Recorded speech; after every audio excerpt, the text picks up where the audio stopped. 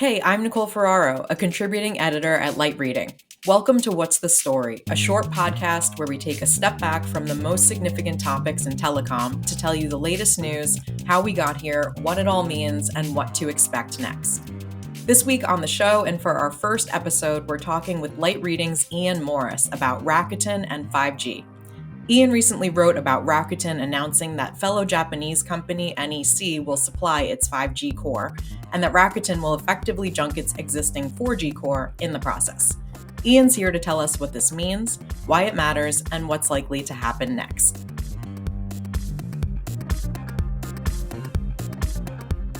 Iain, thanks for being on the show. Thank you. Nice to speak to you, Nicole. So, what's the story with Rakuten and 5G? What's the latest news? And can you tell us a little bit about what led up to this point?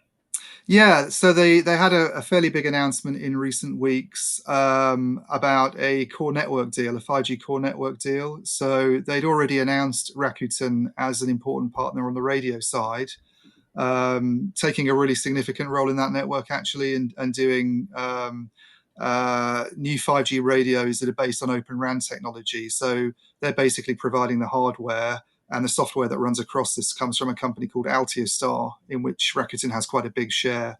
In fact, I think it's the majority holder of Altiostar. So they'd already kind of had a significant role in the RAN, in the radio access network, and that seems to have led on to the fact that they're going to be the main core network provider as well. So this is a opportunity that mainly gets associated, I guess, in the old days with people like Ericsson, and in some markets, but not the US, companies like Huawei. It's becoming a lot more competitive already this year. We've seen the likes of Hewlett-Packard Enterprise and Oracle announce moves into the 5G core network market. So it's a real, if you talk to analysts like Gabriel Brown at Heavy Reading, he says there's a lot to play for because it's a real sort of transition period.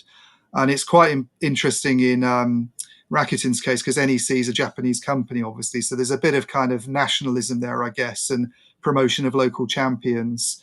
But it's not a company you would often associate with the core network. So the fact that it's come along and got this fairly big job in a network that's of real interest to people at the moment, I think is quite significant. I was going to ask you what broader impact do you think it has that Rakuten chose NEC for its core?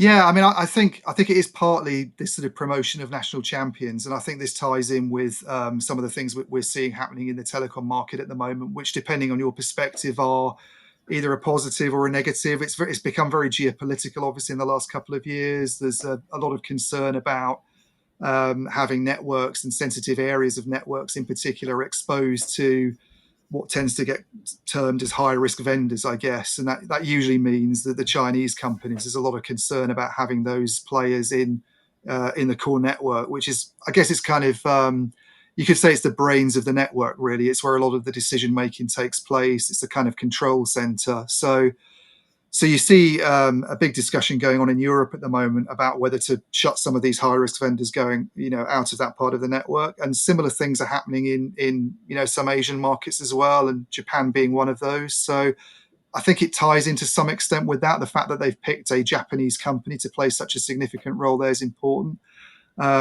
It's great news for NEC because Rakuten's probably the most closely watched network deployment, I would say, in the world at the moment, purely because it's doing a greenfield network. It's building a network from scratch, and it's using really advanced and sort of cloud native software based technologies. So no one's really ever tried to do anything like this before in such a developed market. We've had people sort of experimenting with these technologies, and we've had things happening in some rural markets with Open RAN, but we've not really had something happening on a national scale outside the Rakuten network. So it's really closely watched. And if it can show that it works, and that if these companies can make a success of it, then it's going to attract attention, I think, in other parts of the world. There's already reports actually in the UK where there's a big debate about Huawei taking place right now, that the UK government's actually been in discussions with NEC. Now, I suspect a lot of that's come just from, interested officials looking at what's going on and seeing the sort of Rakuten network and what they're doing there. I think it's really kind of raised that company's profile. The other thing is what they seem to be doing is quite sophisticated on the technology side. So if you hear Tarek Amin, who's the Rakuten CTO, talk about it, he's I mean, he's obviously going to talk them up as a customer, but he was saying on the phone call the other day about the plans that they've really kind of taken things a step further when it comes to cloud native. They've given Rakuten a kind of flexibility and an agility that they haven't actually had even with the stuff they've done so far. So they've been using companies like Cisco, I think, in the core on the kind of 4G launch. What they ultimately plan to do is actually go to a single converged core, which would be an NEC mainly kind of core network, and then you have a lot of other functions kind of collapsed into that, and it means sort of phasing out the 4G core. You just get one standalone 5G core network that manages everything. Yeah. So, with all of that in mind, there's certainly a lot to keep your eye on here. What are the big stories that you're going to be watching around Rakuten and 5G or around NEC's role in all of this? What should we be on the lookout for in the coming weeks and months? Yeah, I think one thing to look at in particular is what happens with Dish in the US. So if we look at greenfield players doing radical and different things, then the two that really spring to mind are Rakuten and the other one's Dish, which is sort of building the fourth mobile network in the US now that the T-Mobile and Sprint merger has gone ahead. And they're really keeping a close eye on Rakuten. I mean, they haven't made any secret of that. They're looking at what it's doing. Very interesting for them that a lot of the companies Rakuten's using are actually US companies. So Altiostar, this crucial RAN software company, even though it's majority controlled by Rakuten's actually a US-based software firm. Companies like Mavenir, another US software company.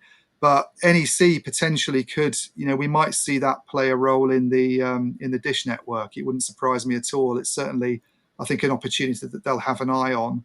And then, as I say, outside the US market, I'd be really interested to see if they can do something in the UK with operators there. They're probably, my hunch is they're probably going to have to move away from Huawei completely. There aren't as many core network opportunities, I would say, in the UK market because most of the decisions have already been taken. The one network that was using Huawei, which is BT, is actually moving to Ericsson instead. But certainly on the radio access network side, if companies decide they want to start doing things with Open RAN a bit more seriously, I think that's a really big role for NEC to get involved in potentially. Awesome. Well, thank you so much. We'll be looking out for all of that. And I really appreciate you taking the time to talk to me about this today, Iain. Okay. Thanks, Nicole. You're welcome. I want to give a special thanks to Iain Morris for his time today. Thank you as well to our producer, Tien Fu, and thank you all for listening. To get caught up on all things Rakuten and 5G, check out the stories linked in the show notes. And if you like what you heard, please leave us a review, share this episode with a colleague or friend, and subscribe to the Light Reading Podcast for more interviews and insights from the team. Thanks again for listening. That's the story for now. We'll be back next week.